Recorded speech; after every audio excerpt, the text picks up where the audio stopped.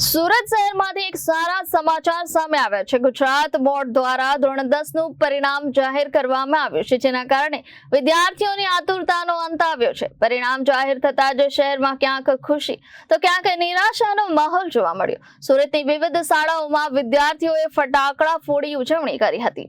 સુરત શહેરમાં ધોરણ 10 ના પરિણામ બાદ ઉત્સાહભર્યો માહોલ જોવા મળી રહ્યો છે। કુલ 6475 વિદ્યાર્થીઓએ A1 ગ્રેડ મેળવી શ્રેષ્ઠ પ્રદર્શન કર્યું છે। ખાસ કરીને આશાદીપ ગ્રુપ ઓફ સ્કૂલ્સમાં 562 વિદ્યાર્થીઓએ A1 ગ્રેડ મેળવી બાજી મારી છે। આશાદીપ ગ્રુપ ઓફ સ્કૂલ્સનું પરિણામ 98% નોંધાયું છે, જે ગત વર્ષ કરતા વધુ સારું છે। પરિણામ જાહેર થતાં જ શાળામાં ભવ્ય ઉજવણી કરવામાં આવી હતી, જેમાં વિદ્યાર્થીઓ, શિક્ષકો અને વાલીઓએ આનંદ વ્યક્ત કર્યો હતો। ગત વર્ષ કરતા સુધારેલા પરિણામને લઈ શાળા પરિવાર અને વિદ્યાર્થીઓમાં ખુશીનો માહોલ છવાયો છે। પરિણામની વાત કરવા જાવ તો આશાદીપ ગ્રુપ ઓફ સ્કૂલના આ વખતે હાઈએસ્ટ A1 ગ્રેડ 562 વિદ્યાર્થી A1 ગ્રેડમાં આવ્યા છે। 592 આઉટ ઓફ 600 હાઈએસ્ટ માર્ક્સ આવ્યા છે।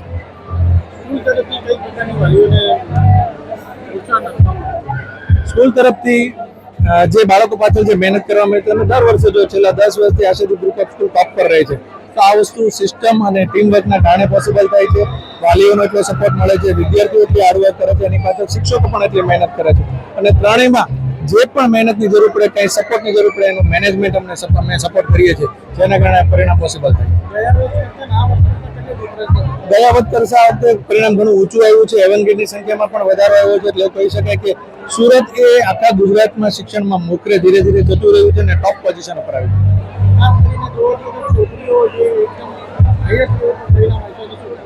એ ગર્વની વાત છે। ગઈકાલે અને આગલા દિવસે જે કોમર્સનું પરિણામ હતું, એમાં પણ વિદ્યાર્થીની ટોપ પર હતી। આજે ધોરણ 10 નું છે, એમાં પણ વિદ્યાર્થીની ટોપ પર છે, એટલે એવું કહી શકાય કે વિદ્યાર્થીઓ કરતા વિદ્યાર્થીઓમાં એજ્યુકેશનની બહુ વધારો દેખાય છે।